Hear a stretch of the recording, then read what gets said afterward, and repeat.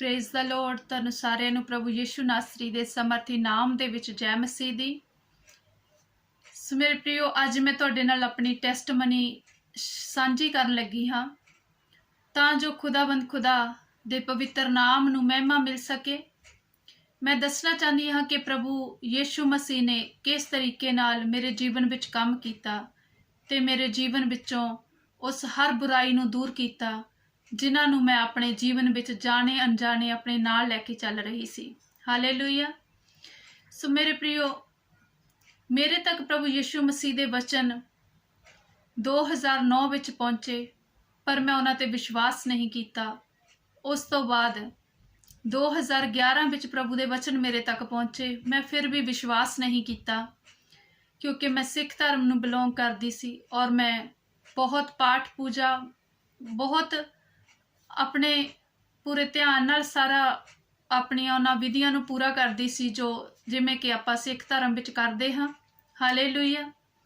सो मैं इन्हां ते विश्वास नहीं किया, परंतु उस तो बाद मेरा जीवन बहुत ही कठिन होना शुरू हो गया।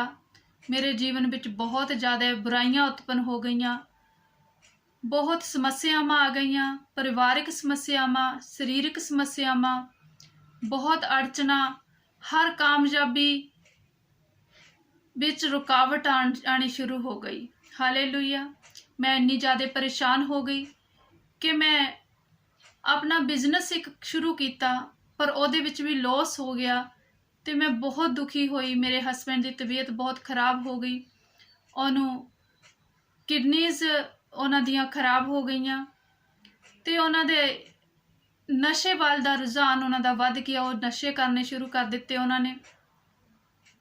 ਸੋ ਮੇਰੇ प्रियो, ਇੰਨੀਆਂ ਜ਼ਿਆਦਾ ਉਲਝਣਾਂ ਜੀਵਨ ਵਿੱਚ ਪੈਦਾ ਹੋ ਗਈਆਂ कि मेरे ਲਈ समझना नामुमकिन हो गया सी कि मैं की करा। उसे समय प्रभु का वचन तीसरी बार मेरे कोल आया। मेरी फ्रेंड सी, उन्हें मैनू दसिया कि तू परेशान है। उन्हें मेरे तो पूछया एक्चुअली कि की कारण है तू परेशान है। मैं उन्होंने कुछ नहीं दस पाई।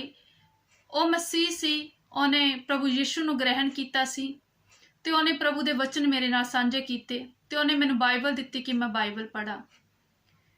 मैं बाइबल उहदे कोलों लै लई पर मैं घर लिया के रख ली, मैं पढ़ी नहीं। और जदों मैं बाइबल 3-4 दिन तक पढ़ी नहीं, मेरी फ्रेंड ने कहा कि तू उहनूं बाइबल नूं पढ़, खोल, तैनूं शांति मिलेगी तेरे मन नूं, तू पढ़ के देख उहनूं। मेरे प्रियो, जदों मैं बाइबल पढ़नी शुरू की 2018 ते दसंबर महीने विच मैं बाइबल स्टार्ट की। जदों मैं बाइबल पढ़नी शुरू की तो 1 महीने दे विच मैं वो सारी बाइबल कंप्लीट कर दी। सारी बाइबल पढ़ ली और बाइबल पढ़न ते मैनू पता लगा कि मेरे जीवन विच ते बहुत ज़्यादा पाप है जिहदे कारण इस समस्यावां दा सामना मैनू करना पै रहा है। ते पर उन्हां पापां तों मैं किस तरह बच सकदी हाँ, ये समझ नहीं सी आ रही क्योंकि वचनां नूं मैं पढ़िया जरूर सी लेकिन उन्हां नूं समझ नहीं पाई सी। सो मेरे प्रियो, जदों मैं 1 महीने बाद अपने जीवन नूं पिछे मुड़ के देखिया तो उस समय ही बाइबल पढ़न दे नाल ही मेरे जीवन विचों अद्धियां मुश्किलां, अद्धे पाप जा चुके सन। हालेलुया। ये सब देख के मैं बहुत हैरान हुई कि ਜਿਹੜੀਆਂ ਗੱਲਾਂ मैं हजे सोचन लगी सी बाइबल पढ़न तो बाद कि मैं हुण इन्हां नूं छड्ड दवांगी, ये गलत है, ते ਉਹ ਤਾਂ ਆਟੋਮੈਟਿਕਲੀ ਮੇਰੇ ਜੀਵਨ ਵਿੱਚੋਂ ਉਹ ਗੁਨਾਹ, ਉਹ ਪਾਪ ਜਾ ਚੁੱਕੇ ਸੀ। ਇਹਦੇ ਲਈ ਮੈਂ ਪ੍ਰਭੂ ਦਾ ਬਹੁਤ ਬਹੁਤ ਧੰਨਵਾਦ ਕਰਦੀ ਹਾਂ ਕਿ ਉਹਨਾਂ ਦੇ ਵਚਨ ਪੜਨ ਦੇ ਨਾਲ ਹੀ ਮੈਨੂੰ ਸਹੀ ਦਿਸ਼ਾ ਨਜ਼ਰ ਆਈ ਔਰ ਮੈਂ ਉਹਦੇ ਉੱਤੇ ਚੱਲਣਾ ਸ਼ੁਰੂ ਕੀਤਾ।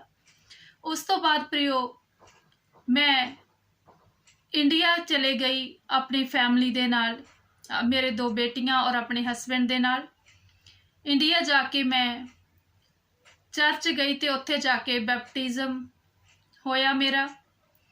और बैप्टिज़म होने तो बाद मैं जदों वापस इत्थे आई, यूके वापस आई, तो मेरे परिवार विचों 25% ਹੋਰ ਜੋ ਬੁਰਾਈ ਸੀ ਉਹ ਵੀ ਜਾ ਚੁੱਕੀ ਸੀ ਤੇ 100% ਵਿੱਚੋਂ 75% ਮੇਰੀਆਂ ਸਮੱਸਿਆਵਾਂ ਦੇ ਹੱਲ ਹੋ ਚੁੱਕੇ ਸਨ। ਮੇਰੀਆਂ ਬੁਰਾਈਆਂ ਦੂਰ ਹੋ ਚੁੱਕੀਆਂ ਸੀ, ਮੇਰੇ ਪਰਿਵਾਰ ਚੋਂ ਉਲਝਣਾਂ ਦੂਰ ਹੋ ਚੁੱਕੀਆਂ ਸੀ, ਪਰ ਹਜੇ ਵੀ ਕੁਝ ਸੀ ਜੋ ਅਜੇ ਬਾਕੀ ਸੀ। ਸੋ ਮੇਰੇ ਪ੍ਰਿयो, ਮੇਰੇ ਹਸਬੈਂਡ ਪਿਛਲੇ 15 ਤੋਂ 16 ਸਾਲਾਂ ਤੋਂ ਲੈ ਕੇ ਲਗਾਤਾਰ ਉਹ ਨਸ਼ਾ ਕਰ ਰਹੇ ਸੀ। ਮੈਂ ਉਹਨਾਂ ਨੂੰ ਜਦੋਂ ਤੋਂ ਸਾਡੀ ਮੈਰਿਜ ਹੋਈ, ਮੈਂ ਉਹਨਾਂ ਨੂੰ ਕਦੇ ਵੀ ਨਸ਼ੇ ਤੋਂ ਬਿਨਾਂ ਨਹੀਂ ਸੀ ਦੇਖਿਆ ਔਰ ਮੈਂ ਹਮੇਸ਼ਾ ਸੋਚਦੀ ਸੀ ਕਿ ਕਦੋਂ ਉਹ ਦਿਨ ਆਏਗਾ, ਕਦੋਂ ਅਸੀਂ ਬੈਠ ਕੇ ਆਪਸ ਵਿੱਚ ਗੱਲਾਂ ਕਰਾਂਗੇ, ਕਦੋਂ ਅਸੀਂ ਆਪਣੇ ਦੁੱਖ ਸੁੱਖ ਸਾਂਝੇ ਕਰਾਂਗੇ। ਪਰ ਮੇਰੇ ਪ੍ਰਿयो, ਮੈਨੂੰ ਉਮੀਦ ਨਹੀਂ ਸੀ, ਪਰ ਮੇਰੇ ਪ੍ਰਭੂ ਨੇ ਮੇਰੇ ਜੀਵਨ ਵਿੱਚ ਕੰਮ ਕੀਤਾ। ਉਹਨਾਂ ਨੇ ਇਸ ਤਰੀਕੇ ਨਾਲ ਉਹਨਾਂ ਨੂੰ ਛੂਹਿਆ ਕਿ ਉਹਨਾਂ ਦੇ ਜੀਵਨ ਵਿੱਚੋਂ ਹਰ ਨਸ਼ਾ ਖਤਮ ਹੋ ਗਿਆ। ਉਹਨਾਂ ਨੇ ਜਦੋਂ ਕੋਸ਼ਿਸ਼ ਵੀ ਕੀਤੀ ਨਸ਼ਾ ਕਰਨੇ ਦੀ, ਉਹ ਲੇਕਿਨ ਕਰ ਨਹੀਂ ਪਾਏ। ਉਹਨਾਂ ਨੇ ਮੈਨੂੰ ਦੱਸਿਆ ਕਿ ਪ੍ਰਭੂ ਨੇ ਉਹਨਾਂ ਦੇ ਸੁਪਨੇ ਵਿੱਚ ਆ ਕੇ ਉਹਨਾਂ ਨੂੰ ਛੂਹਿਆ ਤੇ ਕਿਹਾ ਕਿ ਇਹ ਚੀਜ਼ਾਂ ਨੂੰ ਤੂੰ ਹੱਥ ਵੀ ਨਹੀਂ ਲਾ ਪਾਏਂਗਾ। ਔਰ ਬਿਲਕੁਲ ਉਸੇ ਤਰ੍ਹਾਂ ਹੋਇਆ ਮੇਰੇ ਪ੍ਰਿयो। ਅੱਜ ਤੱਕ 2 ਸਾਲ ਹੋ ਗਏ ਹੈ। ਦਸੰਬਰ ਮਹੀਨੇ ਵਿੱਚ ਹੁਣ 3 ਸਾਲ ਪੂਰੇ ਹੋ ਜਾਣੇ ਹੈ। ਉਹਨਾਂ ਨੇ ਕਿਸੇ ਵੀ ਨਸ਼ੇ ਨੂੰ ਗ੍ਰਹਿਣ ਨਹੀਂ ਕੀਤਾ, ਕੋਈ ਵੀ ਨਸ਼ਾ ਉਹਨਾਂ ਨੇ ਆਪਣੇ ਜੀਵਨ ਵਿੱਚ ਨਹੀਂ ਰਹਿਣ ਦਿੱਤਾ। ਇਹ ਉਹਨਾਂ ਨੇ ਨਹੀਂ, ਇਹ ਮੇਰੇ ਪ੍ਰਭੂ ਦੀ ਕਿਰਪਾ ਹੋਈ ਕਿ ਉਹਨਾਂ ਨੇ ਹਰ ਨਸ਼ੇ ਨੂੰ ਉਹਦੇ ਜੀਵਨ ਵਿੱਚੋਂ ਦੂਰ ਕਰ ਦਿੱਤਾ। ਸੋ ਮੇਰੇ ਪ੍ਰਿयो, ਇੱਕ ਇੱਕ ਕਰਕੇ ਮੇਰੇ ਜੀਵਨ ਵਿੱਚੋਂ ਹਰ ਸਮੱਸਿਆ ਦੂਰ ਹੋਈ। ਮੈਨੂੰ ਤੇ ਮੇਰੇ ਹਸਬੈਂਡ ਨੂੰ ਜਦੋਂ ਅਸੀਂ ਇੰਡੀਆ ਤੋਂ ਵਾਪਸ ਆਏ, ਚੰਗੀ ਜੌਬ ਨਾਲ ਪ੍ਰਭੂ ਨੇ ਬਲੈਸ ਕੀਤਾ, ਚੰਗੇ ਕੰਮ ਚੱਲ ਰਿਹਾ ਸਾਡਾ, ਘਰ ਦੇ ਹਾਲਾਤ ਸੁਧਰ ਗਏ, ਘਰ ਵਿੱਚੋਂ ਦੁੱਖ ਤਕਲੀਫ ਜਾਂਦੀ ਲੱਗੀ, ਕੋਈ ਪਰੇਸ਼ਾਨੀ ਨਹੀਂ ਰਹੀ। ਦੁੱਖ ਦਰਦ ਸਾਡੇ ਜੀਵਨ ਦਾ ਹਿੱਸਾ ਹਨ। ਅਗਰ ਅਸੀਂ ਸੋਚੀਏ ਕਿ ਅਸੀਂ ਪ੍ਰਭੂ ਨੂੰ ਅਪਣਾ ਲਿਆ ਤੇ ਹੁਣ ਸਾਡੇ ਜੀਵਨ ਵਿੱਚ ਦੁੱਖ ਨਹੀਂ ਰਹੇਗਾ, ਐਸਾ ਨਹੀਂ ਹੈ ਮੇਰੇ ਪ੍ਰਿयो। ਦੁੱਖ ਤੇ ਸਾਡੇ ਜੀਵਨ ਦਾ ਹਿੱਸਾ ਹਨ, ਉਹ ਆਣਗੇ, ਲੇਕਿਨ ਪਰਮਪਿਤਾ ਪਰਮੇਸ਼ਵਰ ਪ੍ਰਭੂ ਯਿਸੂ ਮਸੀਹ ਸਾਨੂੰ ਉਹਨਾਂ ਦੁੱਖਾਂ ਦੇ ਨਾਲ ਮੁਕਾਬਲਾ ਕਰਨ ਦੀ ਤਾਕਤ ਦਿੰਦੇ ਹਨ, ਸਮਰੱਥਾ ਦਿੰਦੇ ਹਨ। ਔਰ ਜਦ ਉਹ ਸਮਰੱਥਾ ਸਾਡੇ ਅੰਦਰ ਕੰਮ ਕਰਦੀ ਹੈ ਤਾਂ ਸਾਡੇ ਦਿਲ ਨੂੰ, ਸਾਡੇ ਮਨਾਂ ਨੂੰ ਸ਼ਾਂਤੀ ਮਿਲਦੀ ਹੈ, ਕਿਉਂਕਿ ਪ੍ਰਭੂ ਯਿਸੂ ਮਸੀਹ ਦਾ ਵਚਨ ਕਹਿੰਦਾ ਹੈ ਕਿ ਮੈਂ ਤੁਹਾਨੂੰ ਆਪਣੀ ਸ਼ਾਂਤੀ ਦਿੰਦਾ ਹਾਂ, ਔਰ ਉਹਨਾਂ ਦੀ ਉਹ ਸ਼ਾਂਤੀ ਸਾਡੇ ਅੰਦਰ ਠਹਿਰ ਜਾਂਦੀ ਹੈ।